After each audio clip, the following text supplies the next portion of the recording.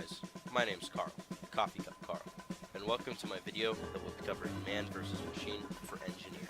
This video will primarily be focused on helping new players that don't quite know how to play engineer get a firm idea on how to play the class effectively. So, without further ado, let's get right into the video.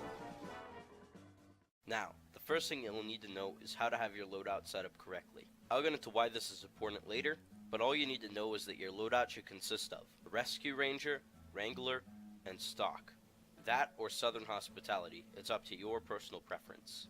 Now that you have your loadout set up correctly, we can begin by starting a server of man versus machine. Now that you've been put into a game of man versus machine, you can begin by getting your upgrades. But what are upgrades, you may be asking? Upgrades are items that can be purchased with in-game currency to enhance your character's abilities, and thus make oncoming waves of robots much easier for you and your teammates.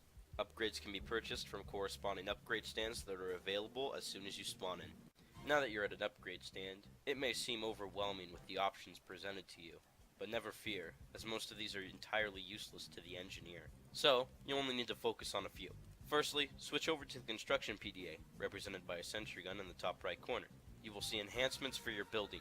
Only 3 of these matter to you in the very beginning of the match: dispenser range, building health, and metal capacity.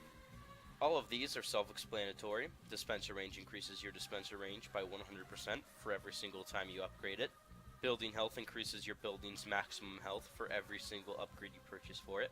And lastly, metal capacity increases your metal capacity by 50% for every one time you purchase it. When it comes to prioritizing your construction PDA's upgrades, the very first upgrade that you should always max out at the very beginning of the match is your dispenser range. This is always because there will never be a time where your teammates will not need the extra range to move away from the dispenser while still being supplied with fresh ammo and health. The next 2 upgrades that you should get are building health and metal supply. These 2 should be upgraded correspondingly as the rounds go on. So for every 1 building health that you get, 1 metal supply should also be purchased. One upgrade that I have not mentioned is your wrench's attack speed. Your wrench's attack speed should be upgraded, as you will receive a 10% bonus in your wrench's swing speed. So, you will get most jobs done, such as repairing or upgrading your buildings, done much faster. Now that you've purchased all your upgrades, we can start on the topic of Rollout. Rolling out is essentially getting all your buildings placed down and heading to the front lines. Your rollout should consist of placing the teleporter entrance an equal distance from each door. This is to allow teammates an easy time getting to it, no matter which door they spawn at. When you place down your teleporter entrance, make your way towards the front lines. Find a suitable spot for your teleporter exit that allows easy access to the front lines. My personal favorite spots are either on top of the crates of the barrels on Manhattan, or in the corner of the clock tower on Roddenberry. You can place it anywhere near the front lines, just make sure these spots are in cover, and not a direct fire line of the robots, or else your teammates might find themselves teleporting to their death. Recall back to Loadouts. Well, this is it. I'll be discussing our weapon choices. The first was the Rescue Ranger.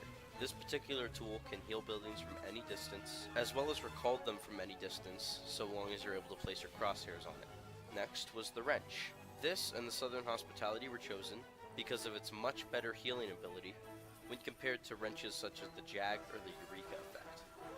And lastly, the Wrangler.